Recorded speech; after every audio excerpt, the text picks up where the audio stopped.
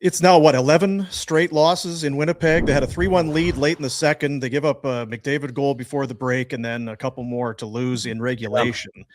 I watched the Arneal presser last night just to see, and obviously he's frustrated and is, he hasn't shaved, has got the furnace face going. He's all red, and it feels like, and I don't know.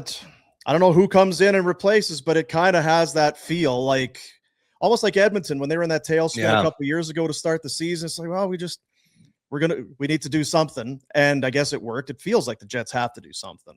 Yeah. But for me, it feels more like a trade. And how significant a deal are we talking about here? Cheveldayoff in his midseason availability talked about wanting to add scoring. Okay, well, what are we talking about? Because any scorer in the NHL with term left, and Winnipeg really isn't interested in rentals. They want a player with term. Well, any productive forward isn't likely being traded who's got term remaining on his contract. So a lot of teams, including Winnipeg, have either just gone through or they're going into their pro and amateur scouting meetings. And they would have whiteboards all over those boardrooms with names from every team in the league. Could this be a possibility? Scouting staff, what do you think?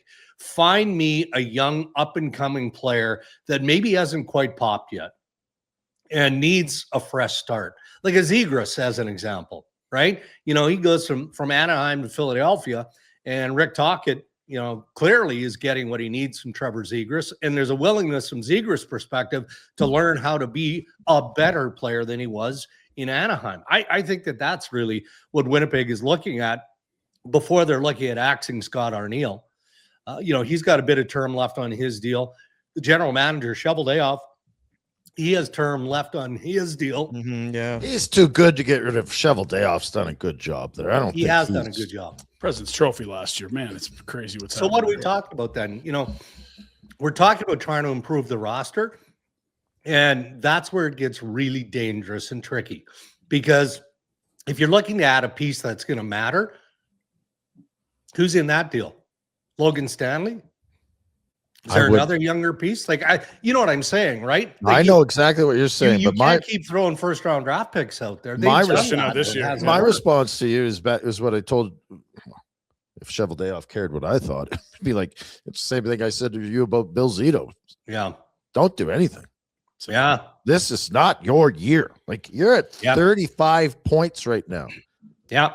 You need 60. What do you need? Oh, yeah. 58 points the rest of the way. And again, the silver lining is, oh, shoot, we had an alpha year.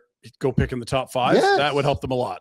You get a Verhoff or Stenberg, McKenna. McKenna. Like that's the fix. Sell you guys, get another draft pick the other way. Yeah. And I honestly, based on the players that I'm seeing play, they're testing. They're maybe not doing it enough to keep the media and the market comfortable in Winnipeg.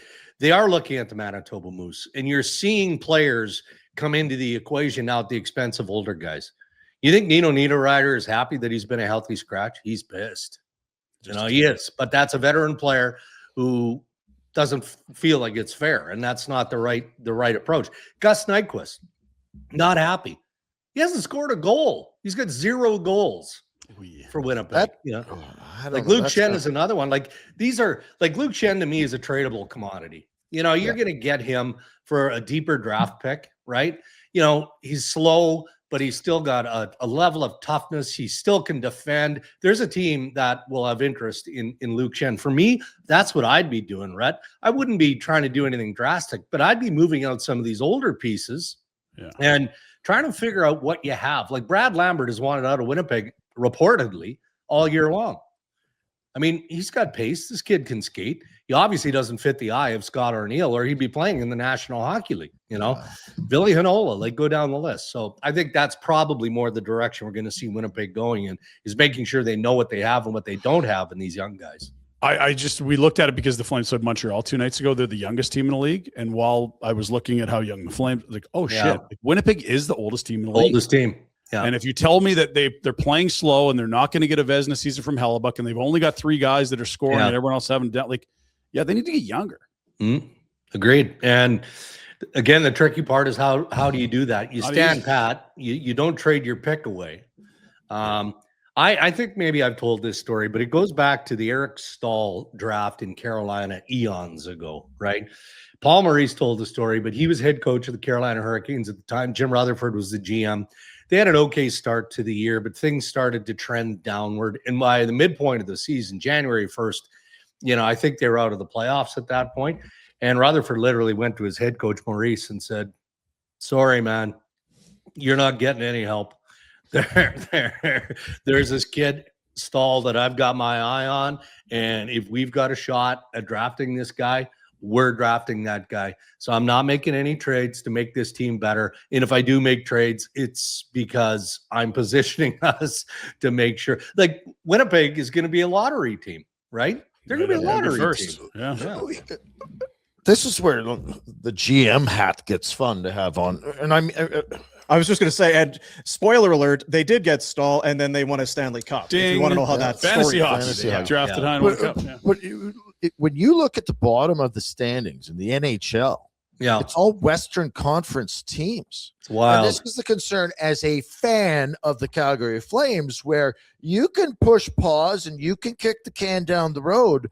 But Yeah. what happens if Winnipeg trades someone and to the team you think you're going to move a guy to, and now you're getting peanuts, and now they drop further and they get McKenna, or like Vancouver and Winnipeg are Yes, positioned to like- get 2 high picks. and who's the other team that's right there too? Like Yeah. St. Louis. St. Louis. St. Louis. Like, you're talking about teams that you're going to have to play down the road that could position themselves better. Like, Wow. I think I it's know- a huge gamble. I know St. Louis, Doug Armstrong, man, he's an old gunslinger, right? And, Robert Thomas's name has been out there for a while. Well, why is it out there again more recently? It's because Army's got the bait on the end of the line, and he's not fishing for just a middle of the road sort of return. No, he's looking for a team that is maybe overachieving a little bit, or feels like, okay, we're a playoff team, but a piece like that is going to really give us a push, especially in the East. That's what he's fishing for, a return that includes probably a couple of prospects or a high pick, right? And so far, nobody is biting on that. But that's why you do it. And another part of the reason why you do it, yes, it's because of everything you just said, but Doug Armstrong is smart enough to look at the Western Conference and go, well, even if we right the ship here, there's no bloody way we're going to beat the Colorado Avalanche or the Dallas Stars, and we're probably not going to do well against Minnesota, to name but a few. So what are we doing here? It may not be a full rebuild, but let's move out some pieces that have proven that they're okay players, but they haven't proven anything that they're going to lead us into a deep position. So let's cut bait, and that's what he's doing. McDavid, McKinnon, Bedard, Celebrini. Who else is out here?